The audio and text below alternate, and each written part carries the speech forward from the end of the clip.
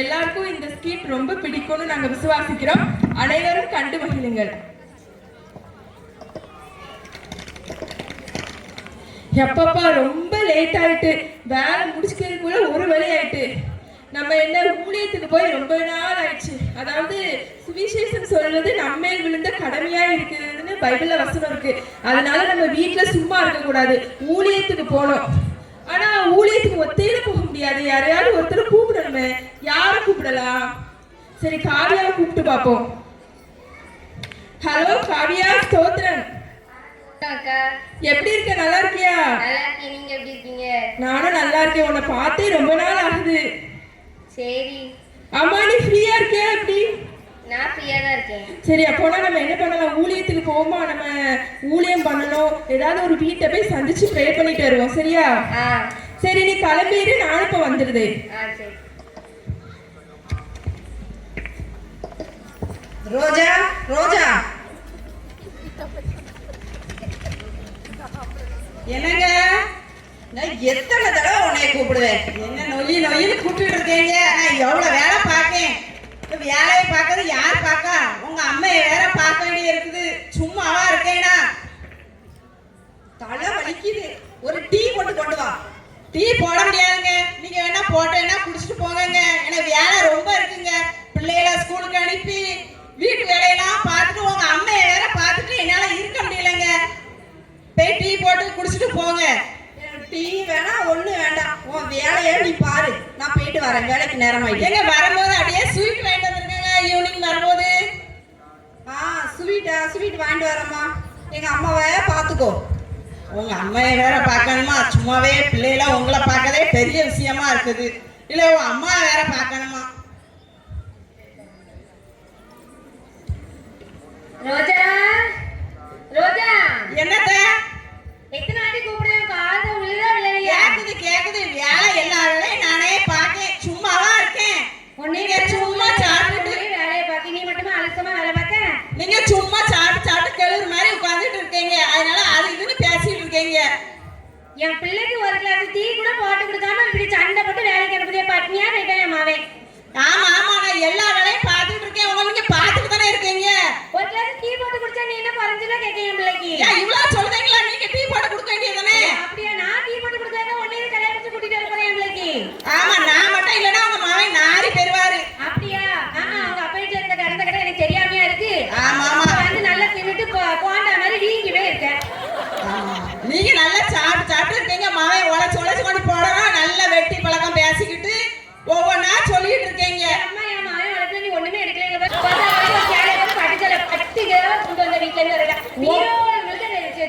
உங்களுக்கு என்ன எல்லாம் செய்தவோ மெத்த போயிட்டு அப்ப எல்லாம் வாங்கி உங்களுக்கு வாயில கூட தரவோ. இப்படி மழை ஏட்டாலும் நீங்க தப்பிச்சுக்கிட முடியல. இன்னைக்கு உன்னை உங்க அப்பேட்டுக்கு அனுப்பலாம். என் பேரை மாத்தி பாப்போம். இன்னைக்கு யார் வரா என்ன யாரும் பாப்போம். உங்க மழை வரட்டும். என் வீட்டுக்கார் வந்த உடனே நீங்க இருக்கணும், ஒண்ணு இல்லைன்னு நான் இருக்கணும். யார் இருக்கான்னு பாப்போம். உங்களை முதியோர் இல்லத்துல கொண்டு போய் சேர்க்க போறேன். இல்லைன்னா உங்க மழையட்டுக்கு மத்த மழையட்டுக்கு போக வேண்டியதானே.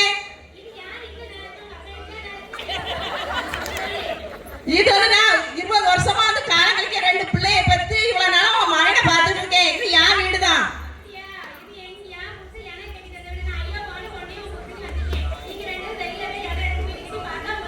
இன்னைக்கு வரட்டும். என் வீட்டுக்கார் வந்த பிறகுதானே இருக்க உங்களுக்கு வேடிக்கை. யார் இருக்கான்னு பாப்போம்.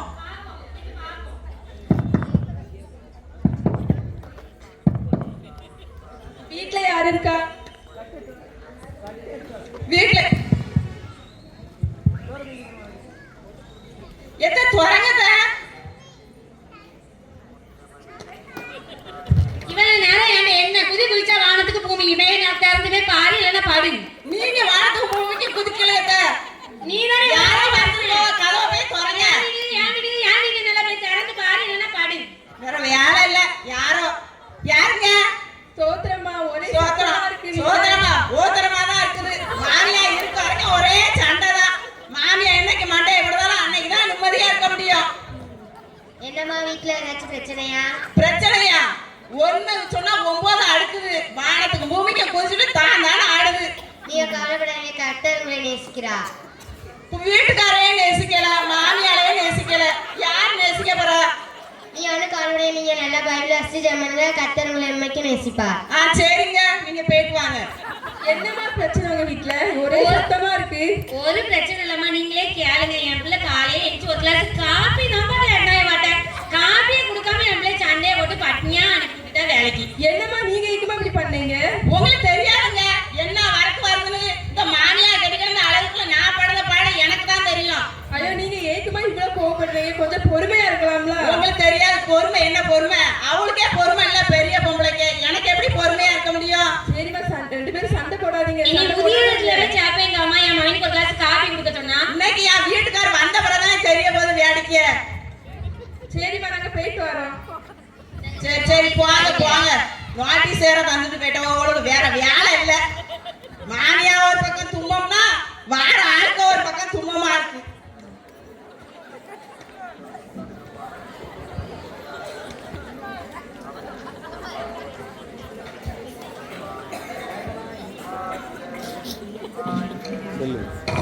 ரோஜா ரோஜா, என்னங்க வந்துட்டீங்களா? எனக்கு காலையில இருந்து வேலை பார்க்க முடியல. ஒரு மாதிரி படபடான்னு வருது. யாங்க யாங்க என்னங்க செய்து?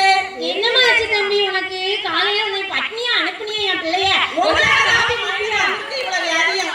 உங்க ரெண்டு பேரும் சண்டையில நான் போய் சேர்ந்துருவேன். அப்படிலாம் சொல்லாதீங்க. என் பிள்ளைக்கு யாருக்கா? எனக்கு யாருக்கா? உன்னைய வச்சு என் பிள்ளைக்கு நோய் வந்துட்டு காலையில ஒரு கிளாஸ் காபி கொடுத்து அனுப்பியா பட்னியா போய் எங்களை பாரு கிறங்கி போய் வந்துருக்கு. நானும் போட்டு குடிக்க சொன்னேன். நீங்க போட்டு கொடுக்க வேண்டியதுதானே? அம்மா அம்மா பெருசா பீட்டீங்கல்ல. உங்க மகனை தூக்கிடுச்சா? உங்க சண்டையை நிறுத்துங்க. உங்களுக்கு என்னங்க வேணும்? என்னங்க செய்து? எனக்கு மயக்கமா வருதுமா.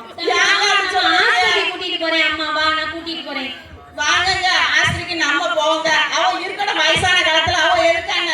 எங்க அம்மாவும் வரட்டும்.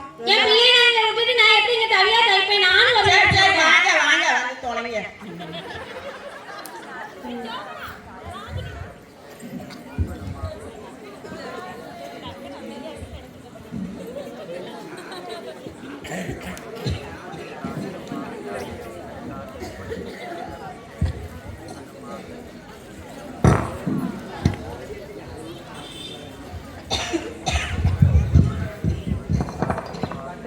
ஏம்மா ரொம்ப உடம்பு சரியில்லைன்னு சொல்லுதாங்கம்மா.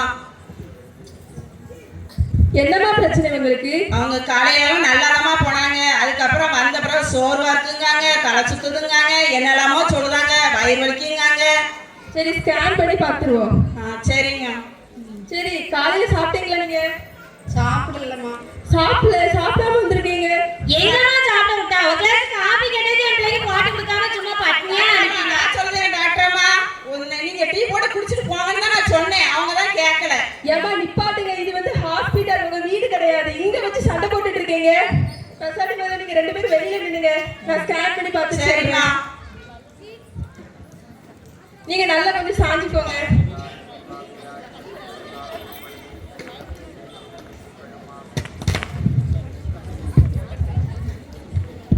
சிஸ்டர் கொஞ்சம் வாங்க. என்னம்மா சொல்லுங்கம்மா. நான் சொல்றேன்னு வருத்தப்படாதீங்க. சொல்லுங்க டாக்டர். அதாவது உங்க ஹஸ்பண்ட்க்கு 2 கிட்னி ஃபெயிலியர்னு ஸ்கேன்ல காட்டுது. இப்படி சொல்லுவீங்க, நான் என்னங்க செய்வேன்? என் வீட்டுக்காரங்க நான் என்ன செய்வேன்? என் பிள்ளைங்க நான் என்ன பயிர் சொல்லுவேன்? மாமியோட சண்டையை போட முடியாது. ஏன் இப்படி ஒரு நிலைமை வந்துச்சு? ஐயோ அம்மா அழாதீங்கம்மா, என்னால ஒண்ணும் பண்ண முடியாது. நான் வேணா ஒண்ணு பண்றேன். 10 நாளைக்கு ஒரு டேப்லெட் எழுதி தரேன். டேப்லெட் எடுத்து சொல்லுங்க. அது மட்டும் காணாது, நல்லா ப்ரேயர் பண்ணுங்க. இயேசு கிறிஸ்துவை ப்ரேயர் பண்ணுங்க. அவர்தான் சுகம் கொடுக்கணும் உங்களுக்கு. சரிம்மா.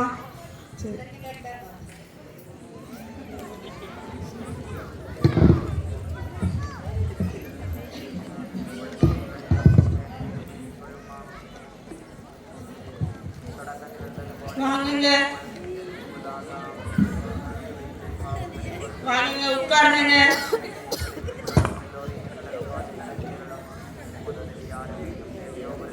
எத்த எத்த என்ன சொல்லு? வாங்குங்க, சோமனதுக்கு. இதுக்கு மட்டும் என்னைய கூப்பிடுத? வாய்க்கிலேயே பேசலாம். ஜோமன தெரியாத உனக்கு? எனக்கு சோமன தெரியாத. நீங்க ஒரு பெரிய ஆளத்த, நீங்க தான் சோமனனும். என் பிள்ளைக்காண்டி ஜோமனோன்னு சரியா?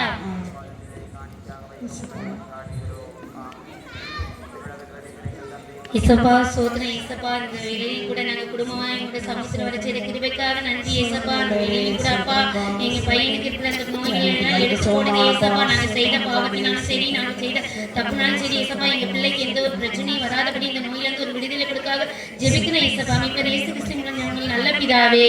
ஆமென். என் ஆத்துமாவே கர்த்தரை ஸ்தோத்திரி, என் உள்ளம் பரிசுத்த நாமத்தை ஸ்தோத்திரி. என் ஆத்துமாவே கர்த்தரை ஸ்தோத்திரி, கர்த்தர் செய்த சகல உபகாரங்களையும் மறவாதே. ஆமென். மாத்திரெல்லாம் காலி ஆயிட்டுலாப்பா உனக்கு? ஹாஸ்பிடல் போகணும். 2வது செக்கப் போயிட்டு வா. நான் ஜெபம் பண்ணியிருக்கேன், நீனும் ஜெபம் பண்ணு. ஒன்றும் நடக்காதுன்னப்பா. கடவுள் நம்மளுக்கு அற்புதம் செய்வார். சரியாமா? பார்த்து கூட்டிட்டு போயிட்டு வா என் பிள்ளைய. சரிங்க அத்தை.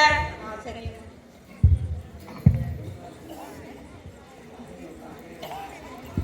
இப்ப ஏதாவது செய்தாங்க? இப்போ கொஞ்சம் பரவாயில்ல மாதிரி தான் தெரியுது. மாத்திரை போட்ட பிறகு இப்ப பரவாயில்லையாங்க? சரி சரி. தலைலாம் சுத்தம் இல்லாங்க? ஒன்றும் இல்லை, நல்லா தான் இருக்கேன். சரி, டாக்டர் என்ன சொல்றாங்களோ தெரியல. ஏசப்பா. ஏசப்பா, எங்கள் அம்மாவுக்கும் எனக்கு எங்கள் ஒய்ஃபுக்கும் யாரும் இல்லை ஏசப்பா. நல்ல ரிசல்ட் நல்லா வரணும் ஏசப்பா. உட்காருங்க. சாப்பிட்டீங்களா? இன்னைக்கு சாப்பிட்டீங்களா? சாப்பிட்டேன்மா. நல்லா மூச்சு இழுத்துக்கோங்க. நல்லா சாஞ்சுக்கோங்க. ஸ்கேன். அட இவ்வளவு ஆச்சரியமா இருக்கு சிஸ்டர். சொல்லுங்க வாங்க கொஞ்சம். சொல்லுங்க மேடம். சிஸ்டர், என்னாலே நம்பவே முடியல. என்ன மேடம் சொல்றீங்க? அதாவது அன்னைக்கு ஸ்கேன் பண்ணும்போது 2 கிட்னி ஃபெயிலியர்னு ஸ்கேன்ல காட்டுச்சு. ஆனா இன்னைக்கு பார்க்கும்போது நார்மலா இருக்கு. பரவாயில்ல. நீங்க ப்ரேயர் பண்ண இயேசு கிறிஸ்து தான் உங்களை காப்பாத்திருக்காங்க. இப்ப நான் வீட்டுக்காரன் ரொம்ப நல்லா கவனிச்சுக்குவேன் டாக்டர்மா. மாத்திரையும் கரெக்டா வேலைக்கு கொடுத்துருவேன். அதனாலதான் சரியாயிட்டா என்னமோ தெரியல. சரி, நீங்க நல்லா ஆண்டவருக்கு நன்றி சொல்லுங்க. ஆண்டவர் ஒரு பெரிய அற்புதத்தை உங்களுக்கு செஞ்சிருக்காங்க. சரிங்க. ஏசப்பா, என் வீட்டுக்காருக்கு நல்ல ஒரு சுகத்தை தந்துக்கிறதுக்காண்டி நன்றிப்பா. கிட்னி எப்படியோ சொன்னாங்கப்பா, அதெல்லாம் சுகமாக்கி தொட்டு எங்க செவத்தை முதல்ல கேட்டீங்கப்பா. அதுக்கான கோடான கோடி நன்றிப்பா. ஆமென். எல்லாருக்கும் இந்த ஸ்கிட் ரொம்ப பிடிச்சிருக்கும்னு நாங்க விசுவாசிக்கிறோம். அதாவது இந்த ஸ்கிட்ல வந்து ரோஜாவோட ஹஸ்பண்டுக்கு 2 கிட்னியும் ஃபெயிலியர்னு ரிப்போர்ட் காட்டுச்சு. ஆனா அவங்க என்ன பண்ணாங்க? விசுவாசத்தோடு ப்ரேயர் பண்ணாங்க. அதன் மூலமா அவங்களுக்கு ஒரு சுகம் கிடைச்சது. அதே மாதிரி உங்களோட வாழ்க்கையில பல்வேறு சுகவீனம் இருக்கலாம், பல்வேறு வியாதிகள் இருக்கலாம். நீங்க என்ன பண்ணணும்? விசுவாசத்தோடு ஜெபம் பண்ணணும். அது மட்டும் இல்லாம லேவியராகமம் 19ஆம் அதிகாரம் 32ஆம் வசனத்துல நரைத்தவனுக்கு முன்பாக எழுந்து முதிர்ந்தவர்களின் முகத்தை கனம் பண்ணி உன் தேவனாகிய கர்த்தருக்கு பயப்படுவாயாக என்று சொல்லப்பட்டிருக்கு. அதாவது இந்த ஸ்கிட்ல வந்து ரோஜாங்கிற கேரக்டரை நடிச்சவங்க மாமியாருக்கு கீழ்ப்படியல, கணவனுக்கு கீழ்ப்படியல, கர்த்தருக்கும் கீழ்ப்படியல. ஆனா நம்ம எப்படி இருக்கணும்? அப்படி இருக்கக்கூடாது. கர்த்தருக்கு கீழ்ப்படியணும், கணவருக்கும் கீழ்ப்படியணும், மாமியாருக்கும் கீழ்ப்படியணும். எனவே நீங்க கர்த்தருக்கு பயபக்தியோடு வாழுங்க. கர்த்தர் உங்கள் வாழ்க்கையில் பெரிய